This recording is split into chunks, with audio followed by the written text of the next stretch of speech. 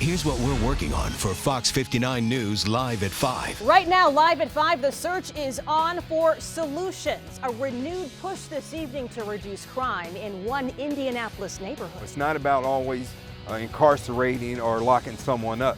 You know, get the help. They need help.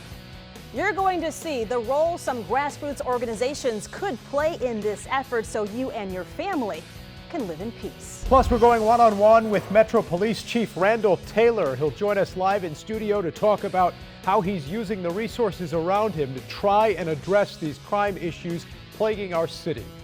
Things are quieting down weather-wise in central Indiana, but cooling off as well. The temperature started in the 40s. We've dropped into the 30s, and a little hint of some Arctic air in the forecast, but more sunshine too. I'll let you know when we'll have our next chance at some snow.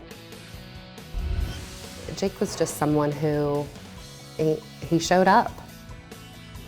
And now showing support, a deputy's widow standing by law enforcement families who've lost a loved one, how she's guiding them through grief with her brand new nonprofit. From Indiana's #1 news source, this is Fox 59 Live at 5. Right now, live at 5, police are searching for a shooter after a woman was shot, then killed in a crash. It happened near 30th and Lafayette. This is a story we first told you about in a push alert on the Fox 59 News app. And now, right now, Metro police officers are expressing great concern about crime. This is disheartening. This is not where we want to be as a community. This is not where we want to be as a city. So far, no arrests in this case have been made. This deadly shooting follows another violent night across Indianapolis. Thanks for joining us tonight live at 5. I'm Dan Spieler. And I'm Fanchen Stinger. We have a lot to talk about this evening. Metro Police are confirming to Fox 59 right now 4 people were shot and 2 others stabbed. Here's what we know about these incidents tonight. Police believe someone stabbed a woman just before 10 o'clock on Jamestown Court. Her condition is still not clear. The second stabbing happened roughly 15 minutes later on Wisconsin Street. Then 2 men and a woman were shot just before 11:30 on Michigan in what police are calling a targeted incident.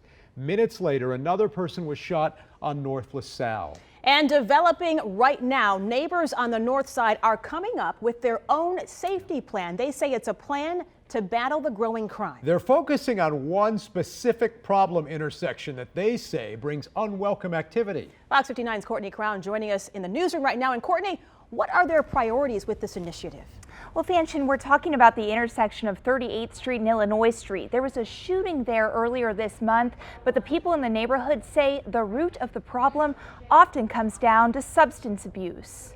There's a lot of complexity in what drives crime. It's not a simple answer. Neighbors along 38th Street are noticing increasing issues following the recent closure of the CVS on the corner of Illinois Street. Brian Bradford, who leads the Butler-Tarkington Neighborhood Association, wishes the store hadn't closed. That will maybe attract a lot of lottery now because there's no business there, so people can park or hang around in the back of the CVS. The empty parking lot was the scene of a shooting earlier this month. The investigation led officers to the McDonald's and BP gas station at this intersection. Customers just don't feel safe pulling up to a service station to get gas. We want to attract new business. We want to attract new housing. We want to attract new people into our neighborhood. Well, neighbors can't do it alone. They insist business owners must play a role as well to stop the crime from spreading. Telling them what we need and what they can do to help both of us, both their business and our neighborhood. They feel more surveillance cameras at businesses and beyond will help. Our councilman's trying to get a camera there at 38th and Capitol, which I think would be ideal. They also don't want their neighbors to feel unwelcome as they struggle in plain sight with addiction. Our focus is maybe trying to get those people the help that they need. There is an increasing amount of substance abuse that's happened. So while we're working together to put together a plan to address crime on 38th Street, we want to be really aware and purposeful that we're trying to bring resources together. Well, Councilor Barth and the members of the coalition from Butler, Tarkington, Crown Hill, and Meridian Kessler neighborhoods, they're meeting monthly with members of IMPD and the prosecutor's office as they work to make those proposals a reality. Reporting in the newsroom, Courtney Crown, Fox 59 News. All right, Courtney, thank you so much. In the meantime, there are growing calls from the community. FLP President Rick Snyder and Reverend Charles Harrison, who represents a variety of community groups with the Indianapolis 10-Point Coalition, they are calling on elected officials to stop the revolving door that puts repeat violent offenders back on the street. They say repeat violent offenders are contributing to some of the rise in crime, putting innocent people and our police officers in danger. They are proposing a 7-point plan that includes 1, establishing a state mandate on jail overcrowding, 2, a revised system with bonds, reviewing prior criminal history before issuing low bonds or no bonds. And finally, as a part of that 7-point plan, they are promoting faith-based partnerships with police. You can read more about that plan to reduce crime in Indianapolis. We have it listed on our website. We also have more information on plans to create an emergency summit. You'll find that as well at fox59.com. And in just a matter of minutes, I will be sitting down with our Metro Police Chief, Randall Taylor. He's going to lay out some of his priorities. He's also going to tell us how his department is working to make your neighborhood safer. Don't miss that conversation. It's going to be real in-depth coming up with our Police Chief, Randall Taylor. Well, new developments tonight. For the first time, we are hearing from 2 inmates now facing charges in a homicide and kidnapping investigation in Kokomo. Yeah, it's been 2 weeks since police found a woman shot to death behind a home. Investigators say they also found a man tied up in a bathtub with duct tape on his mouth. Troy Wilson is one of the suspects in this case. He's now facing charges of criminal confinement and aggravated battery. He claims he was at the home when Lachey Young Beard was killed. Immediately, I dived into the grass, retrieved my firearm, took it off safety, activated the beam, and I scoped the backyard. It was so dark I couldn't see anything. Now, police reportedly found a video showing 2 other people being tortured. Wilson admitted the video was found on his phone, but he argued that someone sent it to him. Another suspect, Brittany Causey, said she was only at the home because she didn't have a place to stay. She told us she never saw anything out of place with the man found in the bathtub. Every time I seen him there, like, he was never confined. Like, he was never, like, and he always seemed like he was okay. A total of 6 people are now facing charges in connection with this kidnapping case. So far, no one has been charged in Young Beard's murder. Fox 59 update right now. Metro Police just identifying these 2 suspects in a chase and a shooting that happened just last night. Brittany Nicholas and Kaylin LaRoche are both now facing preliminary charges of robbery and resisting law enforcement. This all stemming from a case that ended on Madison Avenue. Officers fired shots after the 2 reportedly tried to ram them with the stolen car. No one was hit, thankfully. We can also tell you this investigation is ongoing.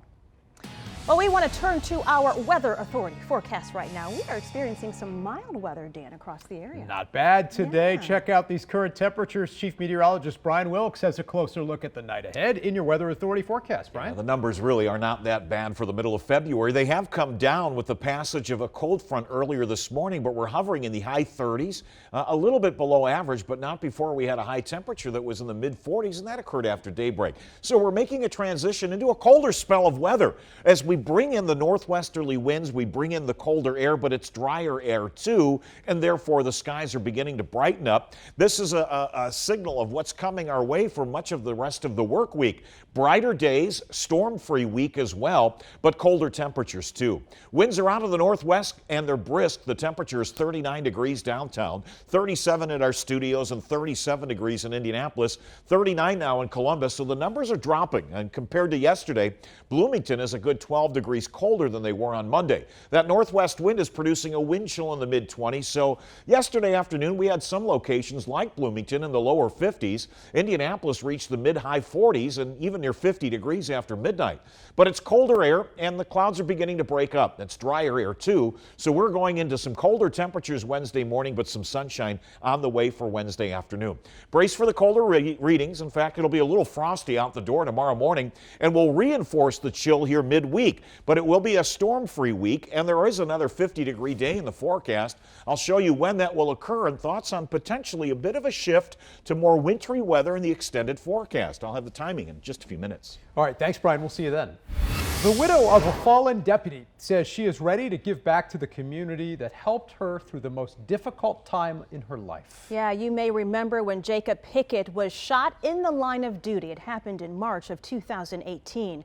Well, now in her very first interview since her husband's passing, Jen Pickett is telling us why she wants to share his legacy. Fox 59's Melissa Crash has this exclusive interview tonight. Jen Pickett will always remember her husband as someone who showed up for his family, friends, even complete strangers. He would try to show up, no matter how big, no matter how small. Her life changed on March 2nd, 2018, when Deputy Jacob Pickett was shot while pursuing a suspect with his canine Brick. More than anything, I just want to take kind of the focus off of that senseless tragedy. And the focus off of his death, and rather refocus on his life and doing something beautiful with that. Although the pain of losing Jake won't ever go away, she believes it's time to honor his legacy. Letting the community know who Jake was beyond the badge. He was passionate about service and helping others, so Jen created the Jake Pickett Response Organization, where people will come together and donate. Then she'll be able to help law enforcement families faced with tragedy, such as death or life-altering illness. And so, we Respond Like Jake is just moving forward with that legacy of his. And his little boys, I want them to know that that's who he was and that's how he lived his life. Jen describes the bond between law enforcement as one large blue family. And she wants other families to know this is her way to help and support through their battles. You see that happen when an officer falls. But it's a different experience when it's happening to your family. And from the cards to the notes, thoughts and prayers that people have mentioned, it helped to ease that daily burden and that pain. And I'm just so appreciative of everyone for that. Responding to the call for community service in honor of the officer who gave the ultimate sacrifice. I believe through this organization, they can learn a little bit about how he lived. In Boone County, I'm Melissa Crash, Fox 59 News. We wish her all the best. A lot of bravery there. This nonprofit will launch during Deputy Pickett's second annual Remembrance Day. That's March 7th at the Boone County Fairgrounds. If you want to join in the efforts, you can go to our website at fox59.com. Well, some new information tonight. We are learning that a popular resort here in the Hoosier State, Indiana Beach, Lakeside, is now closed. The owner, Apex Parks, reportedly could not find a buyer. It's not clear what will happen to the park's 54 employees. Now, you'll remember a 12-year-old boy died last year from a medical emergency while on a roller coaster. It was later determined the incident was not caused by the ride, and now word that that park is closing down for good. Well, cutting crime, city leaders and community members searching for solutions after another violent night. We're going to hear how Metro Police Chief Randall Taylor plans to try and make your neighborhood safer. Plus, it is a stellar celebration. Indiana Black Expo getting ready to mark its 50th year of excellence. We're going to show you the artists performing at the big event come this summer. Quieter weather settles into central Indiana, but colder temperatures too. We had one cold front pass this morning. There's another one in the works, and it'll even drive in colder temperatures, but it may be a storm-free stretch. How long? I'll have the answer. Here's what's coming up next at 5:30. Safer highways. It could soon be illegal to use your phone while you're driving in Indiana. Coming up next, the personal stories that lawmakers heard before a very key vote and why one senator does not believe it will help create a safer environment. Don't miss this conversation, still to come.